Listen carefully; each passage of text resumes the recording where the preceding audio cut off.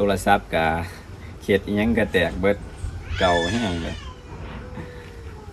สบายดีสวัสดีครับพ่อแม่พี่น้องๆหมดสุขุสุขคนทางภายในและก็ต่างประเทศเนาะหลังจากบ่เงินบ่ได้ลงคลิปมากก็1 มื้อเนาะ2 มื้อครับมื้อนี้พี่น้องเอ้ยก็หลังจากลงมาแต่ผู้เนาะมื้อนั้นก็พี่น้องจะได้เห็นในคลิปก็คือคลิปไปหาอยู่หากินครั้งแรกของบ่เงินขึ้นไปถึงผู้สะพองเขตเมืองสามัคคีไซเนาะก็เป็นครั้งแรกของบ่เงินคือกันที่ได้ปีนภูปีนผาเนาะแต่ว่าภูนั่นก็บ่ห่างไกลจากบ้านเฮาหลายปานใดประมาณอยู่7-8 ลักก็ไปฮอดแต่ว่ากับบ่เงินก็บ่เคยขึ้นจักเทื่อพี่น้อยเลยว่ามีน้องอยู่หั่นเอาเมียอยู่หั่นก็เลยว่าสวนกันสวนบ่เงินแล้วก็ทางนี้ก็3 คนพากันไปหาเพิ่นมื้อนั้นก็อีหลากอีเรือรู้สึกว่ามื้อนั้นเฮาไปย่างแต่เช้าแต่6 โมงเช้าไปก็พอทันพอดี7 โมงย่างขึ้นภู12 โมงพอดีหอดหลังภูบ่อนจุดมันสูงสุดอยู่สนามบินเก่าแล้วก็พักกินข้าวกินน้ำมื้อนั้นเลยก็หลังจากกินข้าวกินน้ำแล้วก็เลาะต่อหาอยู่หากินแต่ว่าสุกบ่ดีปานใดบ่มานพี่น้องไปมื้อนั้นไอ้น้องก็จมว่าเมื่อยจนสิว่าย่างบ่รอดแล้วมื้อหน้าถ้าบ่มีเวียกมีงานอีหลีเพิ่นว่าถ้าบ่จำเป็นแม่นบ่ขึ้นบ่ว่าเมื่อยแห้งบ่เงินก็ครั้งแรกคิดย่านลงป่าแน่พอแห้งแหละโคมไฟโคมก็บ่ได้ถือไปพี่น้องเนาะโดยพี่น้องเอ้ยมื้อนี้ก็สิมาเฮ็ดคลิปเกี่ยวกับการอัปเดตรถไถนาคูบูต้า ET95 เจ้าเก่าของเฮาคือเก่าที่ขามมาจากซื้อมาจากเล็กเศษจากไทยเบิดแหละที่เพิ่นบ่ใช้งานจากพุ่นฝั่งลาวเฮาไปซื้อมาแล้วก็มาขายต่อเฮาก็เลยว่าซื้อมาใส่เพราะว่าเฮาบ่มีงบประมาณสิซื้อคันใหม่พี่น้องก็เลยว่าใส่เป็นของมือสองเนาะหลังจากบ่เงินเฮ็ดคลิปเกี่ยวกับถามพี่น้องเกี่ยวกับการอีหยังล่ะเดินไพ่เนาะสายไพ่แล้วก็ตอบคำถาม FC ว่าอยู่ลาวเฮาเป็นหยังบ่นิยมใส่เทเลอร์หรือว่าเบาะห่างมันคอหลากมันคือกับแนวนี่ส่วนหลายฝั่งลาวเฮาจะเห็นแต่เฮ็ดโดยใหม่เนาะบ่ใส่เหล็กคือทางนั้นพี่น้องมื้อนี้ก็สิมาอัปเดตหลังจากลงคลิปล่าสุดแล้วเกี่ยวกับการที่การปรับจูนเดินเบ้าเนาะพี่น้องก็พี่น้องหลายๆท่านก็ให้ความรู้ก็แตกต่างกันหลายอย่างเนาะบอกว่าจะเดี๋ยวอ่านเบิ่งแต่ละคอมเมนต์พี่น้องเลยเนาะจากพี่น้อง FC หลายๆท่านเพิ่นคอมเมนต์บอกเนาะคอมเมนต์แรกเพิ่นก็คอมเมนต์ว่าให้บ่เงินนะล้างใส่กล่องน้ำมันดีเซลน่าจะแม่นตัวนี้เนาะล้างใส่กล่องน้ำมันดีเซลก่อนแล้วเช็คท่อเดินน้ำมันจากถังจนถึงปั๊มดีเซลอาจมีเศษอุดตันเล็กน้อยลองเช็คดูก่อนจะนำถอดปั๊มหัวฉีดก่อนจะถอดปั๊มหัวฉีดเนาะอันนี้ก็เป็นข้อที่1เนาะคือความคิดเห็นจากพี่น้อง FC หลายๆท่านเช็คท่ออันนี้ก่อนมันสิลงปั๊มฉีดเนาะแล้วก็ตัวนี้แล้วก็พี่น้องบางท่านประกาเพิ่นคอมเมนต์มาเพราะว่าจะแตกต่างกันเพิ่นก็บางท่านจะเพิ่นว่าจังซี่เครื่องยังดี 80% อยู่แม่นว่าอยู่ที่เฮาจะปรับให้เบาแล้วเครื่องดับหรือให้เราปรับเบาแค่ไหนแรงแค่ไหนปรับที่น็อตตั้งคันเร่งแค่นั้นอย่าไปยุ่งกับข้างในฝาสูบนะยังอีกนานใช้ได้อีกเป็น10 ปีนะอย่าลืมข้างในที่ว่าเครื่องปรับจูน น็อตนี่น็อตตั้งคันเร่งแม่นบนใดเนาะน็อตตั้งคันเร่ง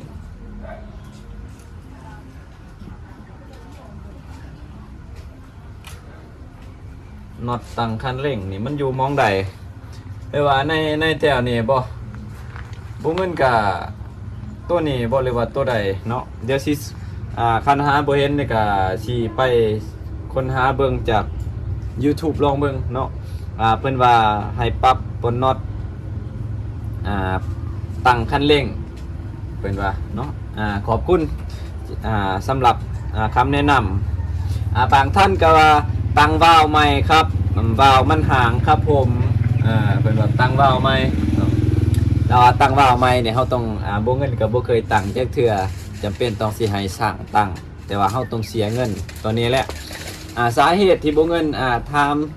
FC บางท่านที่มีความรู้บางท่านที่มีที่เคยซ่อมแป้งเกี่ยวกับเครื่องจักรนี่ก็สาเหตุย้อนบ่เงินแปลว่าอยากเป็นเฮ็ดเอง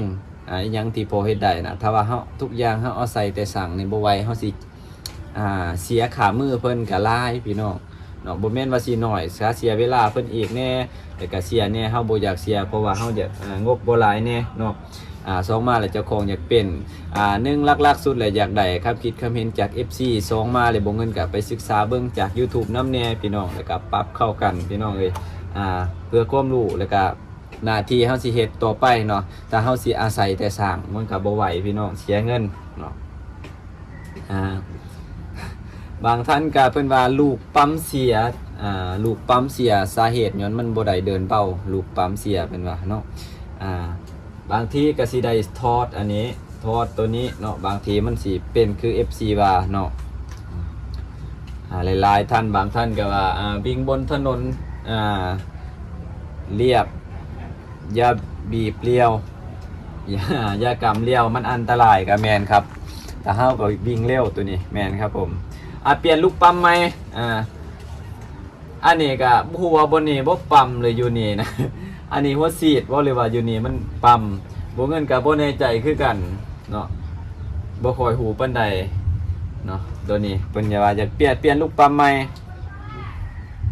บางท่านเพิ่นก็ให้คอมเมนต์มาจังซี่เพิ่นว่าลองเช็คดูตามนี้ครับ1ลูกปั๊มหัวฉีด2เช็คดูปั๊มน้ำมันดีเซลปั๊มหัวฉีดตัวนี้บ่ปั๊มหัวฉีด3เช็คดูวาล์วอาจจะรั่วบดวาล์วใหม่4เช็คดูแว่นกับลูกสูบถ้าแว่นซึกมากก็เปลี่ยนใหม่ถ้าจะให้ดีทั้งแว่นและลูกสูบเปลี่ยนใหม่ทั้งหมดก็คือแว่นกับลูกสูบแฟนลูกสูบแล้วก็ปอกสูบแม่นบ่เงินเปลี่ยนใหม่แล้วพี่น้องก็ในคลิปก่อนนี่ตอนซื้อมาใหม่ๆมันซื้อมาที่เป็นมือซองซื้อมาใส่บ่ทันได้ใส่บ่ทันได้ไถหน้าก็เลยว่าได้ซ่อมและเปลี่ยนลูกสูบใหม่กับปอกสูบใหม่เบิดสุดเลยผู้ที่ต้นนั้นก็รวมๆกับเบิดหลายพันเติบเนาะมีแต่ปอกสูบกับลูกสูบตอนนั้นเบิดสุดมันหันผู้ที่2 ล้านป้ายผู้ที่ประมาณ 4,000 บาทประมาณนั้นเฉพาะลูกสูบกับปอกสูบมันตัวนั้นพี่น้องเอ้ยเนาะแต่ว่าไล่รวมๆกันค่าซ่อมในตอนนั้นกับรวมๆกันกับประมาณ 7-8,000 บาทและรวมกับเฮาซื้อนั่น23 ล้านป้าย23 ล้านป้ายตกอยู่เท่าใดเนาะบ่ฮู้ว่ามันสิตกอยู่จักบาท23 ล้านกีบพี่น้อง23 ล้านกีบแล้วมันก็มีป้ายมันพี่น้องลองไปไล่เบิ่ง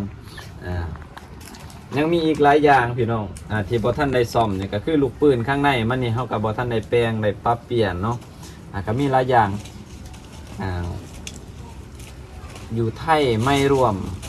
อยู่ไทย 2,000 บาทไม่รวมค่าแรงบ่ฮู้ว่าเพิ่นสิว่าแปลงตัวใด 2,000 บาทบ่รวมค่าแรงเนาะและบางท่านก็คอมเมนต์ว่าเวลาลงเนินเวลาเลี้ยวถ้าเลี้ยวซ้ายให้กำเบรกด้านขวาเวลาเลี้ยวขวาให้กำเบรกด้านซ้ายครับขอบคุณครับสำหรับคำแนะนำเนาะพี่น้องท่านนี้เป็นว่าลองถอดปั๊มออกมาดูครับผมหากมีรอยของลูกปั๊มแสดงว่าเกิดจากตัวนี้อันนี้ อันนี้แม่นตั้งแต่ซื้อมานี่บ่เงินบ่ทันได้เช็คเกี่ยวกับระบบของปั๊มมันเนาะบ่ฮู้ว่าตัวใดเป็นตัวใดแต่ว่าเฮา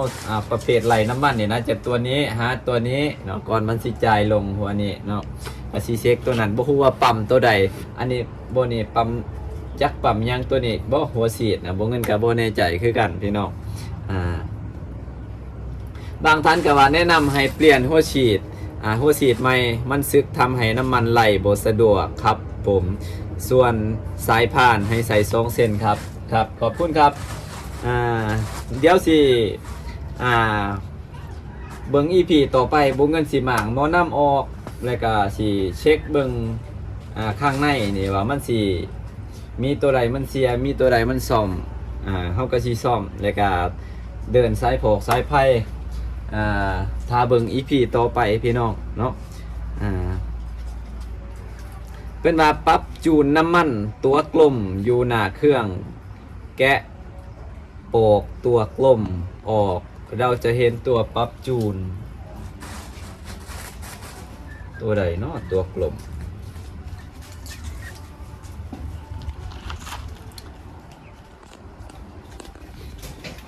บ่เห็นเนาะเป็นว่าตัวกลมตัวกลมมันเอียงอยู่หน้าเครื่องเป็นว่าบางท่านก็ว่าถอดหัวฉีดน้ำมันดีเซลให้ไปให้สร้างเพิ่นเปลี่ยนให้ครับเจ้าใส่มาเกือบ10 ปีแล้วแม่นบ่ยังครับบ่ทันฮอด10 ปีซื้อปีใดเฮาซื้อ2024 25บ่24นี่บ่ทันซื้อเนาะ25เนาะซื้อมาสิประมาณนั้นประมาณ 2-3 ปีเฮาเสร็จหน้าจักปีเลย2เนาะกำลัง2ตอนสิ2 ปีแต่ว่าเฮ้ย3เนาะคนเขาปีกายเนี่ยบ่ทันบ่ได้คนสวยเขามีแต่ปีซื่อปีนี้ก็บ่ได้คน 2-3 ปีเนาะใส่มาประมาณนั้นเปลี่ยนลูกปั๊มมันจะดับหากเดินเบ้าลูกปั๊มไม่ดีลูกปั๊มมันตัวใดวะเดี๋ยวสิไปศึกษาเบิ่งเนาะทุกๆคำถามทุกๆคอมเมนต์บ่เงินจะไปศึกษาแล้วก็ไปเบิ่งเสิร์ชหาจากอินเทอร์เน็ตว่าตัวใดมันเป็นหยังตัวใดมันคืออีหยังหั่นน่ะตังกาวาน่าปาเจเบอร์14ทารถคูโบตานะสังนำจารุนะครับกาวาน่าเช็คปั๊มเลยหัวฉีดเดินเบาไม่ค่อยดีเป็นปั๊มหัวฉีดเปลี่ยนใหม่และลูกปั๊มหายเลยน่าจะมีส่วนนอนด้านนี้แต่ว่าข้างนี้นะจะบ่มีบนให้ปรับเพราะว่ามันปรับหลายอย่างนะมันจะมีแต่ข้างนี้แต่ว่าสำคัญสุดเนี่ยคือพี่น้องบางเพิ่นคอมเมนต์เนี่ยบางท่านเพิ่นว่านี่ให้เฮาปรับตัวนี้ก่อนเนาะปรับเบาแล้วเครื่องดับเนาะตัวนี้เฮาปรับน็อตตั้งคันเร่งตอนนี้พี่น้องถ้าเบิ่งคลิปนี้อยู่บ่เงินอยากถามว่าน็อตที่มันปรับคันเร่งหันมันอยู่บนใดเนาะบนนี้บ่หรือว่าตัวใดนะเพราะว่าในจุดนี้บ่เงินจะเห็นแต่บนนี้เหลือบนเดียวกระนุ่งตัวใดตัวนี้ต่อมือนี่อันนี้นี่บ่น็อตปรับคันเร่งตัวนี้บ่อันนี้บ่แม่นน็อตปรับคันเร่งพี่น้องท่านใดเห็นคลิปนี้ก็ช่วยบอกที่ว่ามันตัวไหนที่มันเป็นน็อตที่มันปรับคันเร่งเพราะว่าตัวนี้เฮาจะบ่ได้ลือข้างในเฮาสิปรับตัวนี้ก่อนเพราะว่าเพิ่นว่านี่เครื่องยังดี 80% อยู่เนาะเพิ่นว่าเนาะให้ปรับน็อตที่มันต่างคันเร่งก่อนอันนี้บ่เงินก็ขออีกหนึ่งความรู้จากพี่น้องเพื่อสิปรับนำไปใส่ด้วยตัวเองโดยที่เฮาสิบ่ไปอาศัยหมู่เพราะว่าบางครั้งก่อนเฮาสิไปหาสร้างเพิ่นได้นี่มันก็ใส่เวลาบางทีเฮามีเวลาแต่ว่าทางสร้างบ่มีเวลามาเฮ็ดให้เฮาก็มีพี่น้องก็เลยว่าอยากเฮ็ดด้วยตัวเองหั่นน่ะเนาะพี่น้องท่านใดมีความรู้มีความคิดเห็นแนวใดก็ ให้คำแนะนำมาในเด้อพี่น้องเดี๋ยวบ่เงินจะนำไปใส่ทุกคอมเมนต์แม่นบ่เงินอ่านเลยจะปรับนำไปใส่อันใดที่มันถูกอันใดที่มันเฮ็ดได้บ่เงินจะเฮ็ดอันใดที่ยังบ่ฮู้บ่เงินก็สิมาถาม FC คือเก่าพี่น้องเนาะโดยพี่น้องเอ้ยเนาะจักนาทีน้องคิงนี่15บ่ก็ประมาณนี้พี่น้องเนาะเกี่ยวกับเครื่องยนต์คูบูต้า ET95 เฮาเนาะยังบ่ทันใดออกไห้ออกหน้ามื้ออื่นมื้อฮื้อพุ่นแหละบางเทื่อฝนตกลงมาแล้วเฮาสิเอารถนี่ไปไว้อยู่หน้าแต่ก่อนเฮาสิเอาไปไว้อยู่หน้านี่แม่นสิได้ซ่อมเบิ่งซ่อมเบิ่งก่อนเพราะว่า